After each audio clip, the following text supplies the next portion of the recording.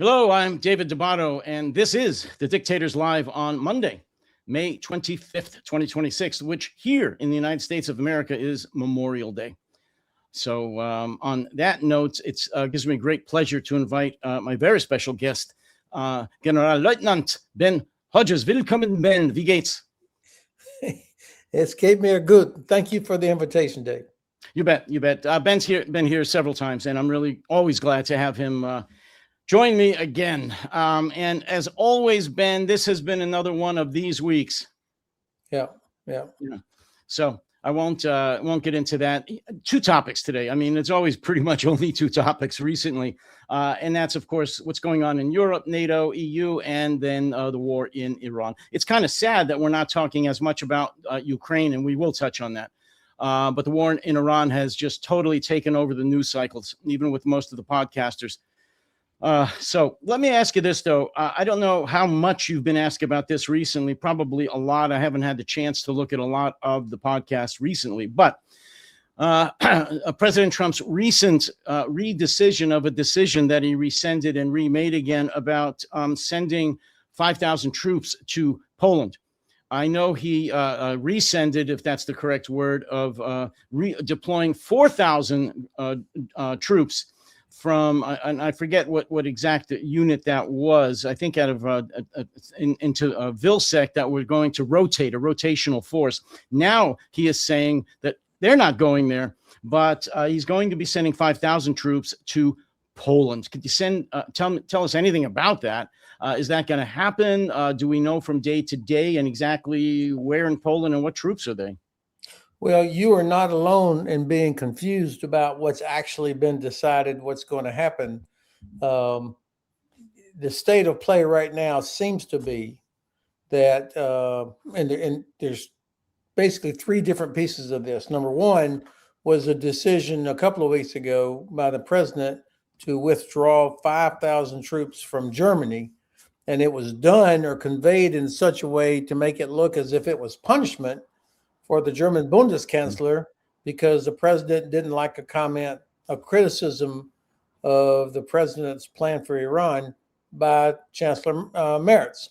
So I think actually this had probably been in the works for some time, but it was released and said in such a way that inferred he was unhappy with Merz. Now, since then, I've heard almost nothing about this 5,000. In Pentagon math, if you cancel a deployment somewhere, that could count as a cut. And there was a cancellation of a planned deployment of a long-range precision strike battalion that was supposed to come to Germany that would provide a critical capability. That was canceled. The other 4,000, I think most people are guessing, and we are speculating, that this would be the Stryker Brigade, the 2nd Stryker Cavalry Regiment, which is based in Vilsec, Germany. It's the only permanently assigned quasi-armored formation in Europe that belongs to the U.S. Army. And the announcement came that this would happen in the next year to 18 months. That's a tall order. You're talking about that regiment plus all their families and so on. And are you talking about inactivation, or do they go to Poland or Romania, or do they go back to the States? None of this is clear. I would expect the people at U.S. European Command in Stuttgart and U.S. Army Europe in Wiesbaden would have a better idea, but I'm not seeing or hearing anything that provides clarity. So that's one thing. The second thing then was the very surprising announcement that the deployment of the 2nd Armored Brigade Combat Team from the 1st Cavalry Division at Fort Hood, Texas, which would actually, that rotation was already underway. I mean, this was a BCT that was going to be based in Poland, but battalions, and a battalion, of course, most of your listeners know that's around 700, 800, 900 soldiers, depending on what type of battalion. And generally 5 battalions in a brigade of infantry, armor, artillery, combat support, service support, etc. And that brigade was going to be deployed across the Baltic countries and in Poland and in Bulgaria. That was canceled. while the president was in China, and after the BCT had already started deploying. So the unit had already had a farewell ceremony. You even had some of the guys were already in theater, and some of the equipment was already there. And then the president, 4 or 5 days later, countermands that and says, no, we're going to deploy. Of course, the way he says it makes it sound like it's an additional 5,000, which is even more confusing. But I think it was in response to a very strong, disappointed Polish reaction. And also the Congress is like, wait a minute, what? Why are you punishing Poland? And why would we be decreasing capability in Europe in the middle of a war? So I'm sorry, I don't think I'm adding any clarity, but this to try and understand the facts as we think they are. And now, of course, it's all speculation about are we double counting? What's actually happening? Now, the last thing I'd say, and this is kind of the third part of this, is that, the Pentagon would say, wait a minute, we told you months ago that, under the national security strategy, we were going to reduce in Europe and that we were going to focus on the homeland, and in Indo-Pacific, Europe can take care of itself by and large. Okay, that's a true statement. They did say that. Well, then why 7 months later is the Armor Brigade in the process of deploying and you stop it? I mean, we look incompetent, very confusing. And by the way, it's a terrible way to treat soldiers and families to get whipsawed around like that. So I think we've got a problem of either communications between the White House and the Pentagon, between the U.S. and our allies. I think you've got some degree of incompetence or frankly disdain. They don't care. Most of the people, it seems, in the office of the Secretary of Defense don't really care a whole lot for allies anyway.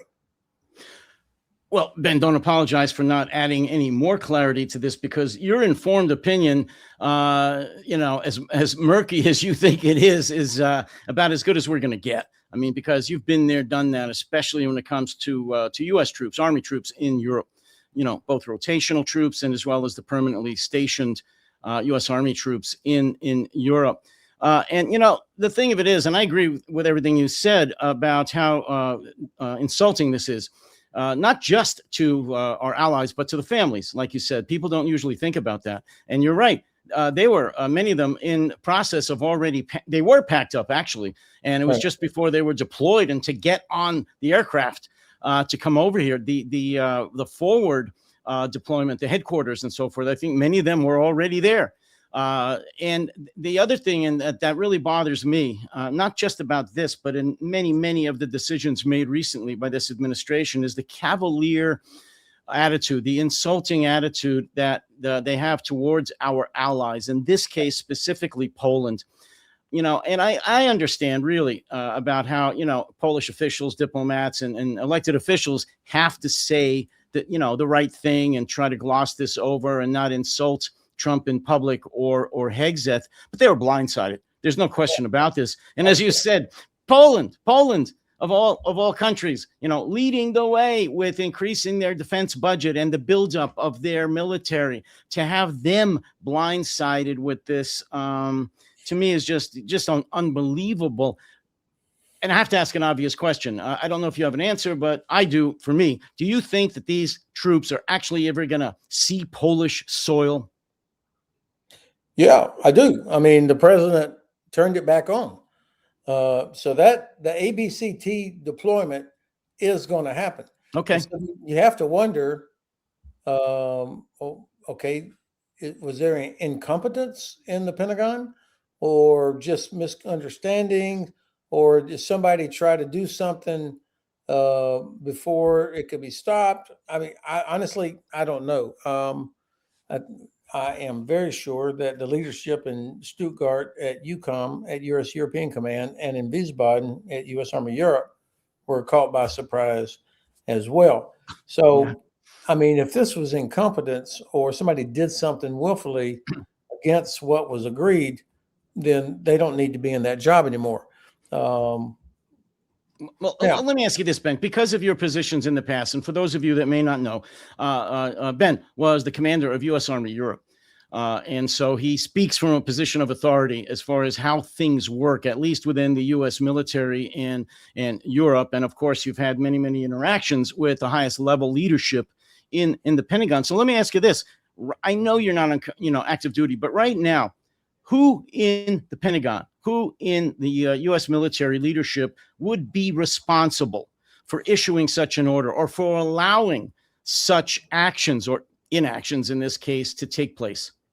Well, the most people who are watching this and who are frustrated with it are pointing the finger at the Assistant Secretary of Defense for Policy, Bridge Colby. Now, I don't know for a fact that's him. He wouldn't be the guy that would write the order, but he would have developed the policy recommendations, and he would have some authority as an assistant to Secretary Hegseth. Secretary Hegseth, of course, was in China with the president as well. But of course, they have communication. It's not like, something like this is not a spur of the moment decision. Should not be. Now, it could be that Hegseth and Colby believed that they were carrying out commander's intent from the president to reduce, and they made a terrible choice. But, Dave, I'm reluctant to speculate too much because I just don't know all the facts. But what makes me feel confident in criticizing is that they have demonstrated from day one that they are disdainful of allies. And that you used the word cavalier earlier, which I think is exactly right. And frankly, it's hard to trust anything that comes out of the Pentagon based on a record of not being truthful or accurate. Well, that's my point. You can't trust them. And as you know, I say a lot more harsh words, and I use more harsh words with the Pentagon, with Hegseth and Trump, because their actions are costing lives. Not just American lives, but the lives of our allies. And even if they're not our allies, civilian casualties because of the cavalier, incompetent attitude that's going on. As always, you're pressed for time, but I want to play a brief clip. I think it's a minute or less. I'm going to cut it off anyway. It has to do with the leadership in the Pentagon, exactly what we're talking about. And this was from a hearing a few days ago. And I don't know if you saw any of it or read it about any of it. But it has to do with Admiral Cooper, CENTCOM commander, very, very distinguished career. Really, he's done it all. And, but his testimony, well, after this is done, I'll give you my opinion, but watch this. And again, it's a brief clip. I'm going to play about a minute of it. I just read the provision to you. I just literally read the provision to you. Does it prohibit you or anyone else from declaring that no quarter be given? I just read it to you. I just read it to you. I just read it to you. Yes, sir. You're a combatant commander. You're one of our most senior military officers with tens of thousands of service members under your command. Does the Law of War Manual state that it is prohibited to declare that no quarter be given? It prohibits a large number of things. No, I've asked you. I will follow. I just read the provision to you. I just literally read the provision to you. Does it prohibit you or anyone else from declaring that no quarter be given? I just read it to you. We will follow everything that's in the law. Answer the question, Admiral Cooper. You have tens of thousands of service members under your command. And I literally just read a provision from the Law of War Manual, our own manual. Will you not just say what I just read to you? I will say that we will follow the law of armed conflict to the T. Ben, I'll be honest with you. It makes me sick. I'm sorry. I was enraged. You may have a very different opinion. You may think that he said exactly what he should say under the circumstances. I, having been nowhere near that level in the military, of course, vehemently disagree as a veteran, but also just as an American. He can't even agree to a statement made in his own rule of law manual. I know what he's trying to do, but it makes me disgusted. And it gets right to the root, I think, of what we just talked about. I don't know if you want to call that incompetence, but I don't even know. I think it goes beyond cavalier. The attitude in the Pentagon about how they can do whatever they want and kind of ignore their own regulations. Your thoughts on what you just heard and saw? Well, Admiral Cooper certainly has a terrific reputation. I don't know him, but by everything I'd ever read about him before this was that he's an exceptionally talented officer, Absolutely. a good man.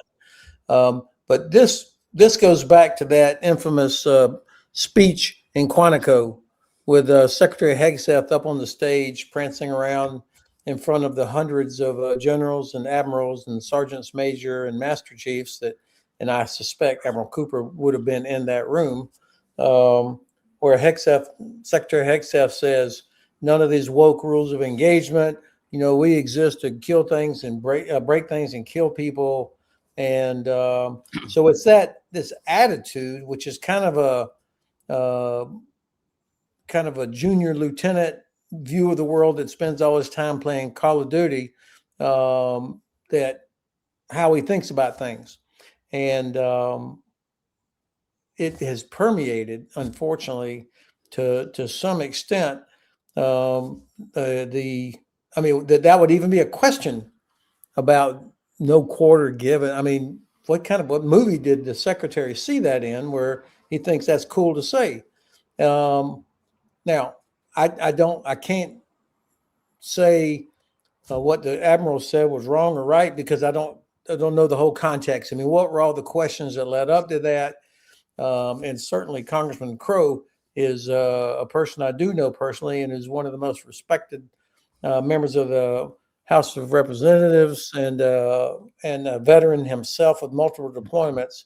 So you would think that the admiral could have said, of course, yes, Mr. Crow, I just heard what you read right out of the manual for courts martial, and I understand, of course, you're right, and be done with it. But if there's something he didn't, then it just makes me wonder, what did I not hear in the broader context? But I put the full blame on the Secretary of Defense and the culture he is trying to inculcate, that somehow, to say no quarter given, that's really hua, and that we're about lethality and killing people and breaking things, which of course leads to the mistaken and wrong-headed mentality that, that winning equals destroying all the enemy's ships or whatever, as opposed to, did you accomplish the strategic objective?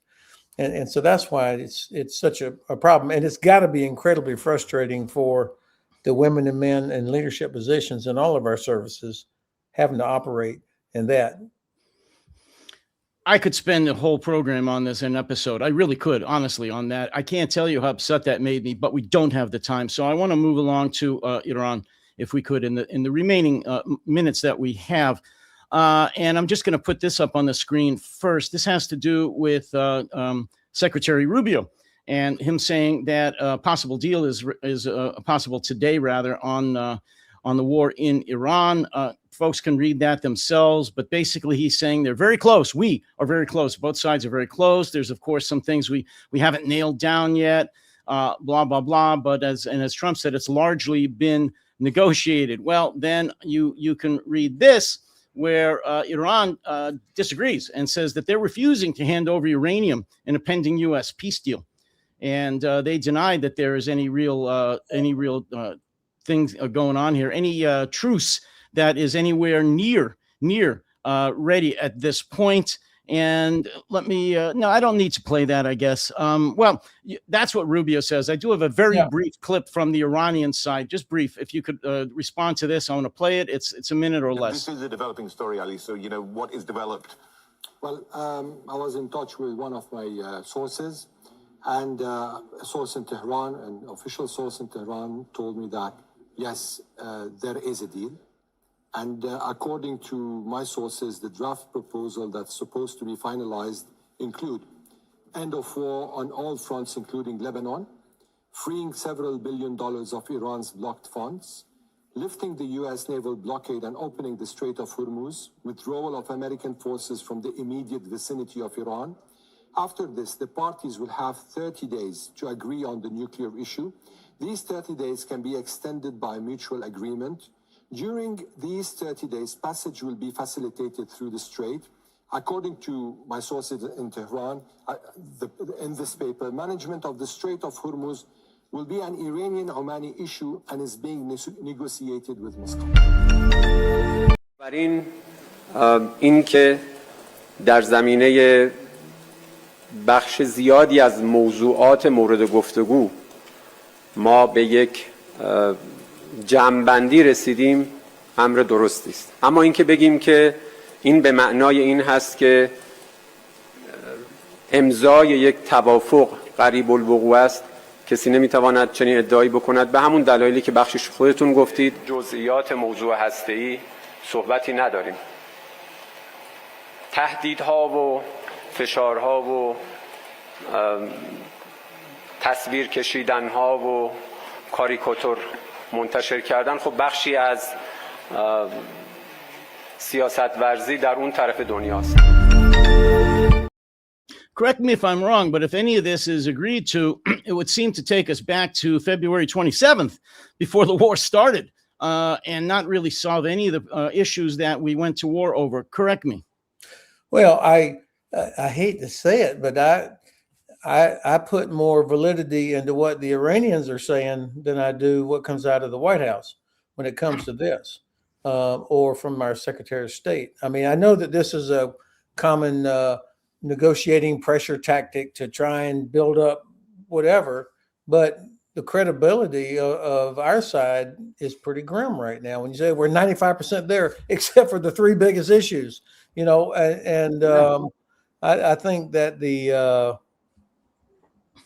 it's just the president has gotten us, we have gotten ourselves into a really dire situation, and he's either going to have to swallow this or hope it goes away, hope that China or somebody solves it for him, or the worst case is you go back in with a whole bunch of military force and nothing good's going to come out of that. So I think that, and by the way, when the Iranian there says that the management of the Strait of Hormuz will be handled by the Omani and Iranians.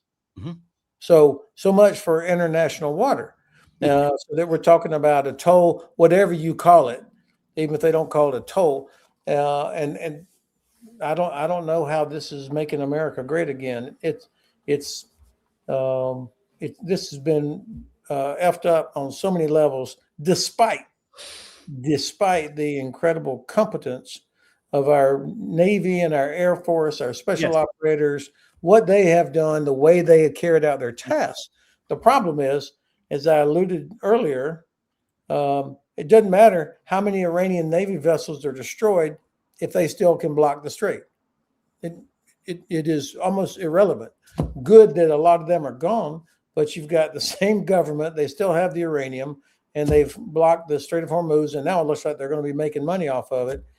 And there's not much that we can do about it. And so the president and his enablers are going to have to work really hard to spin this as somehow this is a good thing. And more important to the president is that this is a better outcome than what the Obama administration achieved, because that's what he's always measuring. Oh yeah, he talks about it all the time. He is completely obsessed with Obama and Biden. Ben, it seems as if they agree to even most of what they're talking about, what you and I just heard from both sides. Iran and Oman will pretty much run the Strait of Hormuz.